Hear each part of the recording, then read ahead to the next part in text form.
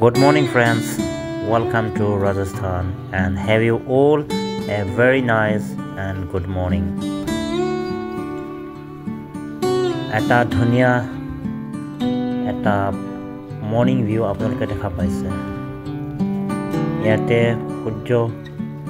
উদয় হওঁ অৱস্থা আৰু এটা ধুনীয়া আপোনাৰ প্ৰাকৃতিক ছবি আপোনালোকে দেখা পাইছে ৰাজস্থানৰ এই মৰুভূমিৰ পাহাৰত।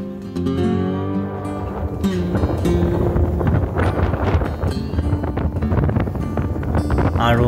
ইয়াতে আপোনালোকে শুনিছে বতাহ বলি আছে আৰু এনেকৈ এই ৰাজস্থানত দিনে ৰাতিয়ে 24 ঘণ্টাই বতাহ চলি থাকে। মৃদু বতাহ,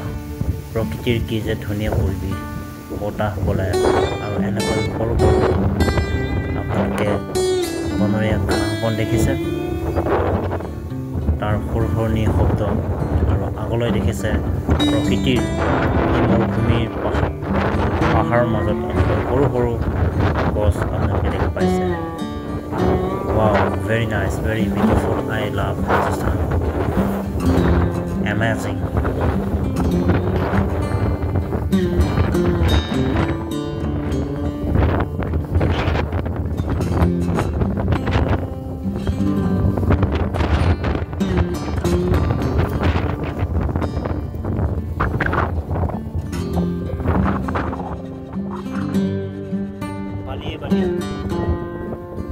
এইখিনি বালি হাৱা চলি আছে আৰু বালি এনেকৈ উৰি যায় মোৰ হাতৰ মুঠিৰ পৰা আৰু এনেকৈ বালি উৰি উৰি গৈ তললৈকে আপোনালোকে এনেকৈ বালিৰ পাহাৰ আপোনালোকে দেখা পাব। আৰু আগলৈ চাওক এনেকৈ বালিৰ সৰু সৰু পাহাৰ যাক আমি দিন বুলি কওঁ। আৰু এনেকৈ ইয়াত হোৱা এনেকৈ বনৰীয়া ঘাঁহেৰে এনেকৈ ইগলু টাইপৰ ঘৰ বনোৱা হয় ইয়াৰ পৰিৱেশ অনুযায়ী। যিটো ইয়াৰ ইণ্ডিজিনিয়াছ মানুহ আছে, ইহঁতে ইয়াত খেতি বাতি কৰি ইয়াত ছাগলী ভেড়া আপোনাৰ পালে আৰু ইয়াত খেতিৰ জীৱিকাৰ সম্বল বুলিবলৈ ইয়াত যিটো মাটি দেখিছে এনেকৈ খালী ইয়াত খেতি কৰে আৰু বেছিকৈ কৰে আপোনাৰ জিৰাৰ খেতি। আৰু আগতে এটা উট ঘোঁৰা আপোনালোকে দেখা পাইছে, কেমেল। বাস্তৱত আপোনালোকে চাওক কেমেল আপোনাৰ পাঘলীয়াই আছে। চাওক আপোনালোকে কেমেল ধুনীয়াকৈ হৈ আছে আৰু কেমেল কেনেকৈ হৈ আপোনালোকে দেখা পাইছে বাস্তৱত। আৰু এনেকৈ সৰু এটা জোপোহা গছ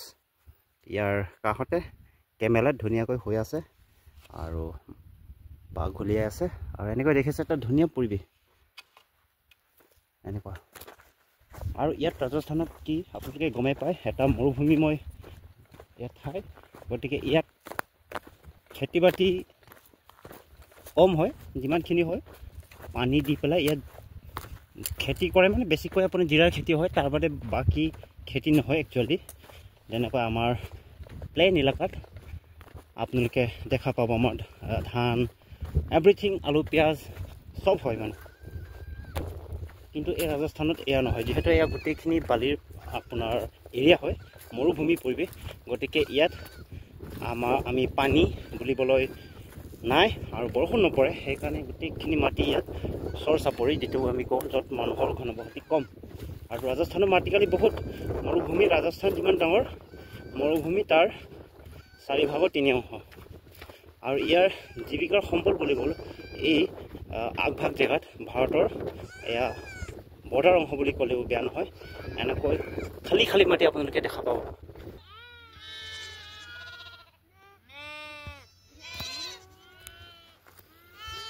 আৰু ফ্ৰেণ্ডছ, আপোনালোকে দেখিছে ইয়াত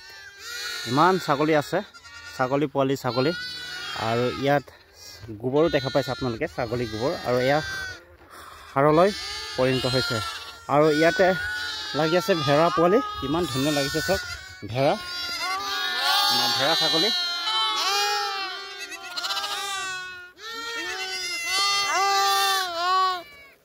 ভেড়া ছাগলী বাস্তৱত আজি দেখা পাইছোঁ।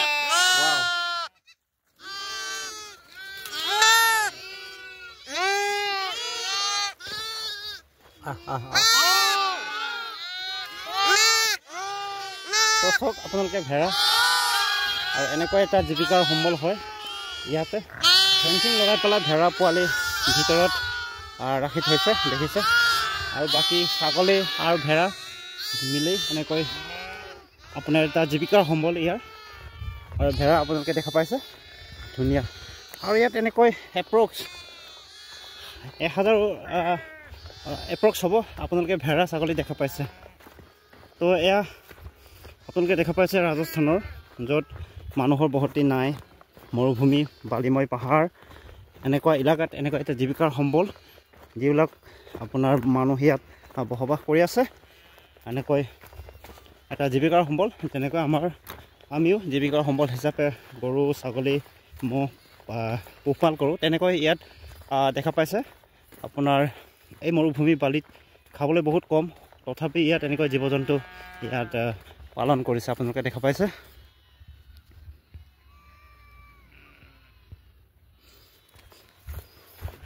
চাওক এই ভেড়া ছাগলী চব মিলি এনেকৈ এই মৰুভূমিৰ মাজত এটা ধুনীয়া পৰিৱেশ আপোনালোকে দেখা পাইছে লগতে ছানছেট ভিউ আপোনালোকে দেখা পাইছে ধুনীয়া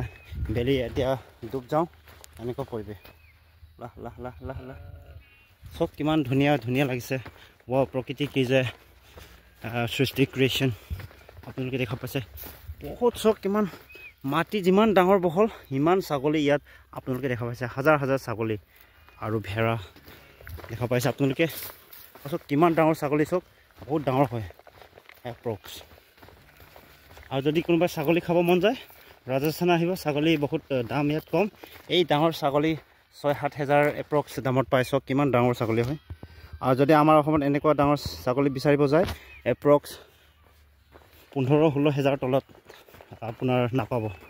তাতকৈ বেছি হ'ব আৰু কি যে কলা এনেকুৱা ছাগলী ষ্টেণ্ডিং পজিশ্যনত হৈ আপোনাৰ চক কেনেকৈ আপোনাৰ পাত খাই আছে চক এনেকুৱা এটা কলা কৌশল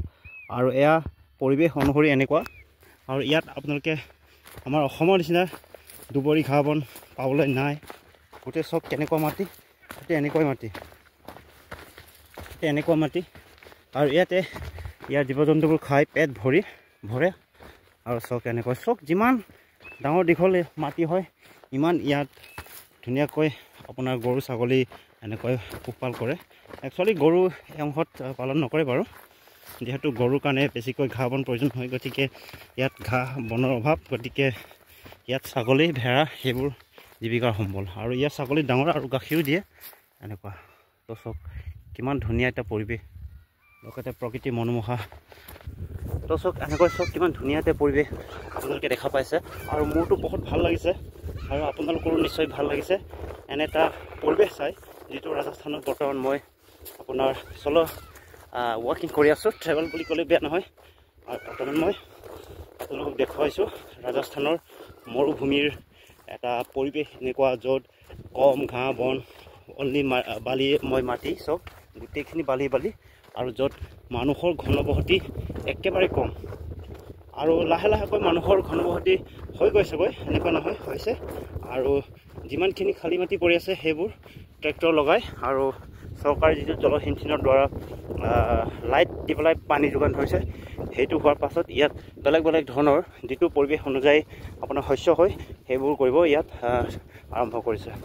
আৰু আগন্তুক 20 বছৰৰ ভিতৰত বৰ্তমানৰ যিটো এয়া পৰিৱেশ দেখিছে ইয়াতকৈও প্ৰায় সেউজীয়া হ'ব সেইটো এটা পৰিৱেশ এতিয়া মই দেখা পাইছোঁ যিহেতু কৈছে যে পিছৰ যিটো বেগ আমি যাওঁ 20 বছৰ আগত ইয়াত একোৱেই নাছিলে কিন্তু বৰ্তমান দেখিছোঁ ইয়াত বেলেগ ধৰণৰ ঘাঁহ বন গছ গছনি আমি দেখা পাইছোঁ আৰু আপোনালোকে দেখা পাইছে চব এনেকৈ বহুত ডাঙৰ এলেকা ৰাজস্থান চক কিমান এটা ধুনীয়া পৰিৱেশ তো এনেকৈ আপোনালোকে দেখা পাইছে আৰু ইয়াতে চক এনেকুৱা ঘাঁহ বন আছে আৰু এতিয়া ঠাণ্ডা ছিজন গতিকে বৰষুণ নাই গছ গছনিবোৰ এনেকৈ নিজৰ প্ৰকৃতিৰ লগত মিলাপ কৰি ইয়াত এনেকৈ জীয়াই আছে আৰু বৰ্তমান তো ফ্ৰেণ্ডছ আপোনালোকেও যদি ৰাজস্থান আহে জয়পুৰ বা বেলেগ জেগাত টাউনত নিশ্চয় এই আপোনাৰ মৰুভূমিময় এই এনেকুৱা বালিৰ পাহাৰৰ পৰিৱেশ, জীৱ জন্তুৰ পৰিৱেশ, মানুহৰ পৰিৱেশ, ৰেহেন চেহেন, সেইবোৰ এটা এক্সপিৰিয়েঞ্চ ল'ব খোজে আপোনালোকেও নিশ্চয় আহিব জেচলমেৰ। তাৰ পৰা আগলৈ আহিলে পাই যাব এনেকুৱা। তো চব কিমান এতিয়া পৰিৱেশ আৰু এনেকুৱা ধৰণৰ শুকাই গৈছেগৈ, বন থাকে চব এনেকুৱা। তো লাষ্ট এণ্ড ফাইনেল মই এটা ধুনীয়াকৈ এটা ৰোটেট কৰি আজি এই ভিডিঅ'টো সামৰিছোঁ। তো ভিডিঅ'টো চোৱাৰ বাবে ধন্যবাদ সকলোকে। থেংক ইউ ফৰ ৱাচিং।